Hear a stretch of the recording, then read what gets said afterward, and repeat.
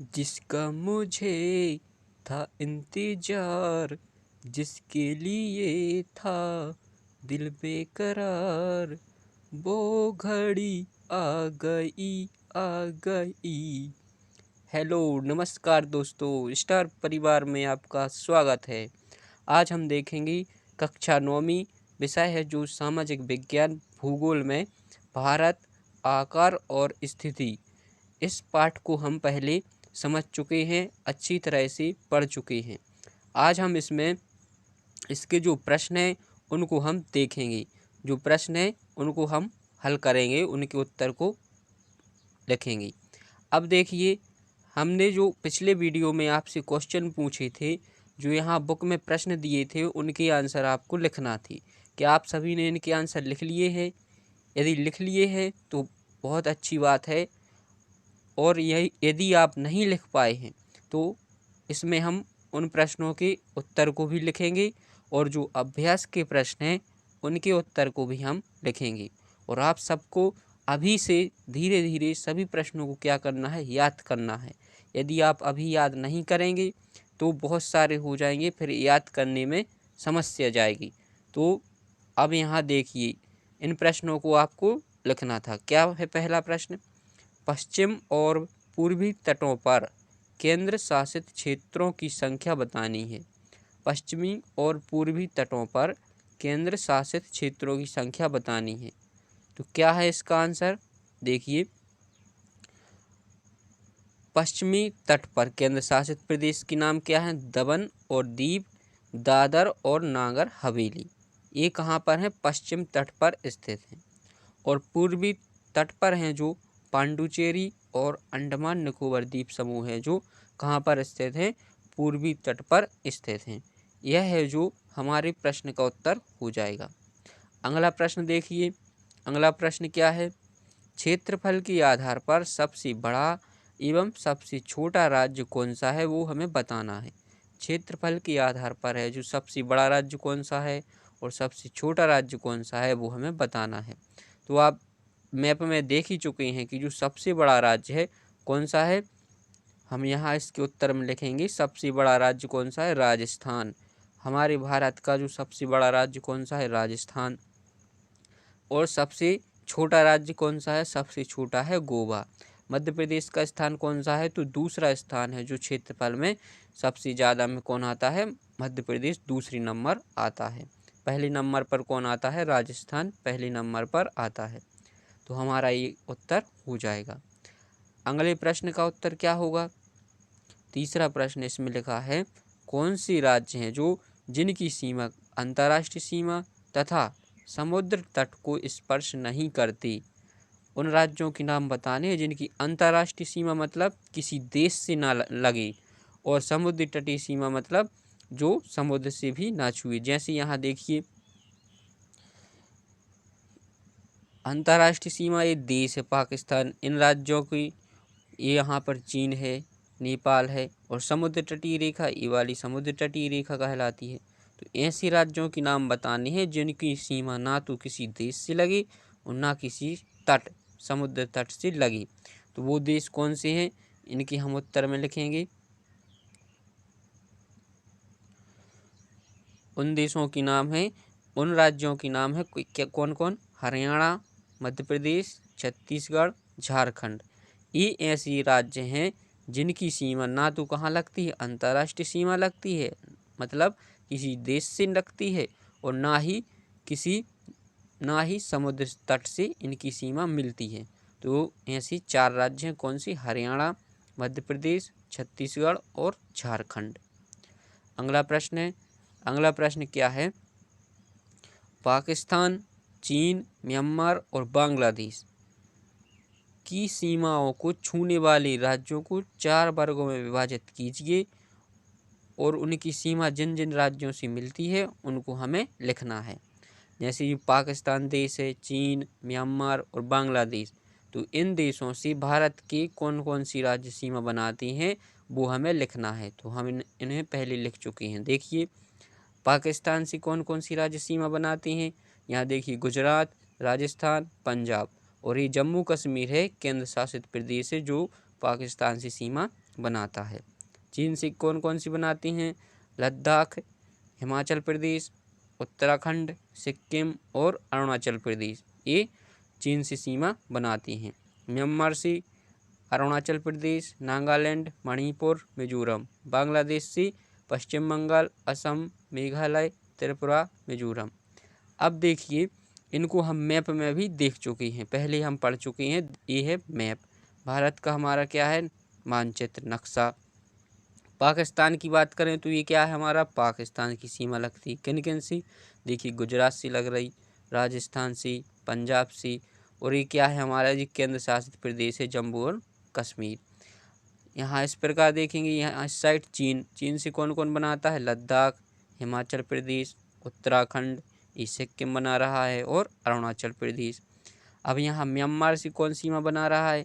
Myanmar से Arunachal Pradesh. Myanmar से कौन बना रहा है? अरुणाचल प्रदेश, नागालैंड, मणिपुर और मिजोरम, ये सीमा बना रहे हैं। इस प्रकार हमने जो उत्तर दिए थे उनको हमने हल कर लिया, प्रश्न थे उनको हल कर लिया। आप सभी को अभी से याद करना है, सभी प्रश्न अभी से याद करना है। अब देखिए, अभ्यास के प्रश्नों को हम हल कर रहे हैं। कौन से प्रश्न है? जो अभ्यास के प्रश्न हैं इनको हम हल कर रहे हैं। चलिए तो देखते हैं अभ्यास प्रश्न। निम्नलिखित 4 उत्तरों में से उपयुक्त उत्तर को चुनना है। जो हमें सही विकल्प दिए हैं उनको हम हल कर रहे हैं। तो क्या है? पहला प्रश्न है जो कर्क रेखा किस राज्य से नहीं गुजरती है?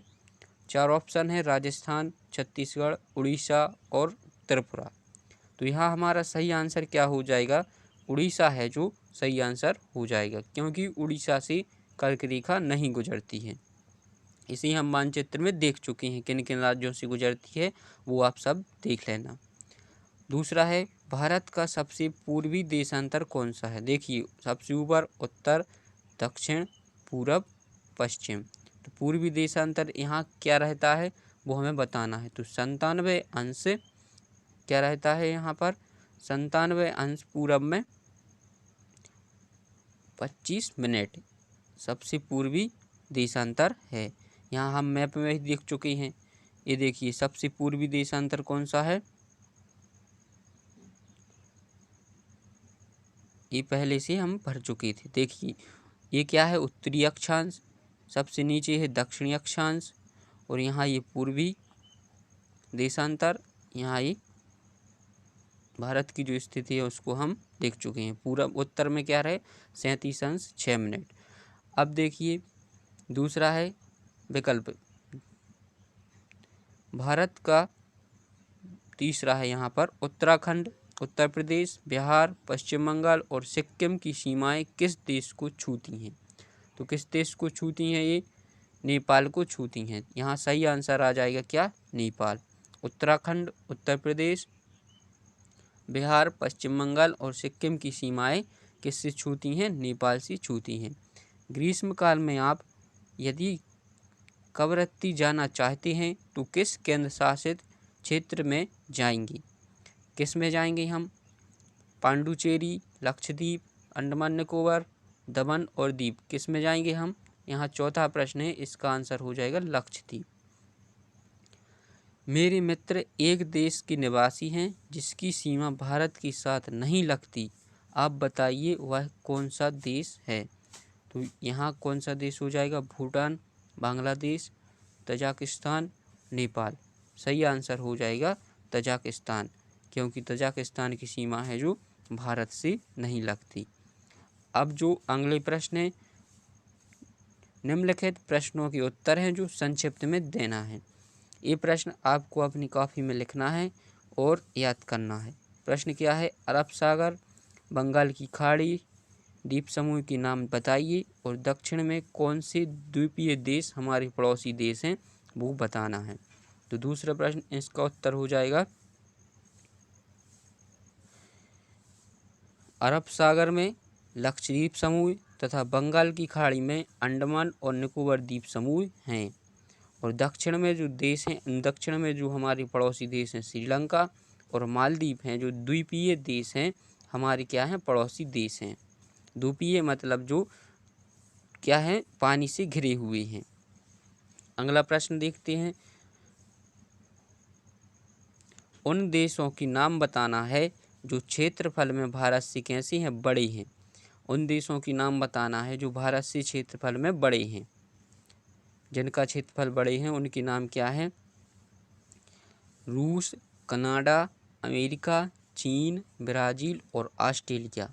ये ऐसे देश हैं जो क्या है, क्षेत्रफल में भारत से बड़े हैं, जिनका आकार भारत के आकार से कैसा है, ज़्यादा बड़ा है। तो ये है रूस, कनाडा, अमेरिका, चीन, ब्राज़ील और ऑस्ट्रेलिया। अब देखिए दूसरे प्रश्न का जो तीसरा प्रश्न है उसको देखेंगे। हमारे उत्तर पश्चिम, उत्तरी तथा उत्तर पूर्वी पड़ोसी देशों के नाम बताने हैं। उत्तर पश्चिम, उत्तरी तथा उत्तर पूर्वी जो हमारे देश हैं, हम इनको मैप में भी बता चुके हैं। अब हमें इनको यहाँ पर उत्तर में लिखना है। क्या लिखेंगे? उत्तर पश्चिमी देश। उत्तर पश्चिमी देश में पाकिस्तान और अफगानिस्तान। उत्तरी पड़ोसी देश में हमारा आ जाएगा चीन, इसी का नाम क्या है, तिब्बत भी बोलती हैं। छोटी छोटी आँखों वाली कौन है? चीन, नेपाल, भूटान, ये हैं उत्तर पड़ोसी देश। और उत्तर पूर्वी देश क्या है? म्यांमार, बांग्लादेश। ये आपको समझ में आ रहा है? उत्तर पश्चिम देखिए, उत्तर सबसे ऊपर क्या रहता है? उत्तर, नीचे दक्षिण, पूरब, पश्चिम। ये लिखा उत्तर पश्चिम, तो उत्तर पश्चिम दिशा ये कहलाई। तो ये इसी ओर नहीं है पाकिस्तान और अफगानिस्तान। अब दूसरी उत्तर, मतलब उत्तर में स्थित हैं जो देश ऊपर की ओर, वो लिखना चीन, नेपाल, भूटान उत्तर में है भारत की। उत्तर पूर्वी मतलब यहाँ पर जो स्थित हैं म्यांमार, बांग्लादेश, वो उत्तर पूर्वी देश में आएंगी। अब यहाँ देखेंगे प्रश्न जो दूसरा है, इसका चौथा प्रश्न देखते हैं। भारत में किन किन राज्यों से कर्क रेखा गुजरती है, उनके नाम बताने हैं। किन किन राज्यों से कर्क रेखा गुजरती है, इसको हम मैप में भी देख चुके हैं। तो यहाँ हम पहले लिख लेंगे प्रश्न, फिर हम इसे मैप में भी देखेंगे। भारत में कर्क रेखा कुल 8 राज्यों से गुजरती है। राज्य कौन से हैं? गुजरात, राजस्थान, मध्य प्रदेश, छत्तीसगढ़, झारखंड, पश्चिम बंगाल, त्रिपुरा, मिजोरम से कर्क रेखा गुजरती है। तो कुल कितनी राज्य हो गए? 8 राज्यों से कर्क रेखा गुजरती है। मैप में से हम देखेंगे। ये देखिए भारत का क्या आ गया, मानचित्र। कर्क रेखा है जो 23.5 अंश गुजरती है। कहाँ से स्टार्ट होती है? देखिए गुजरात से, गुजरात आ गया इसमें। फिर क्या है, राजस्थान से भी गुजरी, मध्य प्रदेश, फिर छत्तीसगढ़, झारखंड, पश्चिम बंगाल, यहाँ त्रिपुरा और मिजोरम। ये 8 राज्यों से होकर गुजरती है कर्क रेखा। अब ये प्रश्न हमने हल कर लिए हैं। अगला प्रश्न पर चलते हैं। तो अगला प्रश्न क्या है? प्रश्न क्रमांक 3। सूर्य उदय अरुणाचल प्रदेश के पूर्वी भाग में गुजरात के पश्चिम भाग की अपेक्षा 2 घंटे पहले होता है, क्यों? जबकि दोनों राज्यों में घड़ी एक ही समय दर्शाती हैं, स्पष्ट करना है। अरुणाचल प्रदेश और गुजरात। अरुणाचल प्रदेश कहाँ है? अरुणाचल प्रदेश यहाँ पर है पूरब पे, और गुजरात है जो यहाँ पश्चिम में है। तो वो पूछ रहे हैं कि इन दोनों के बीच में 2 घंटे पहले क्यों होता है सूर्योदय, हमें ये बताना है, जबकि दोनों राज्यों में घड़ी एक ही समय बताती हैं। इसका उत्तर में हम लिखेंगे,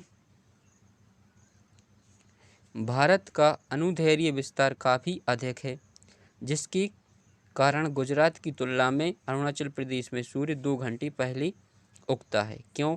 क्योंकि दोनों राज्यों के बीच 30 अंश देशांतर का क्या है, अंतर है।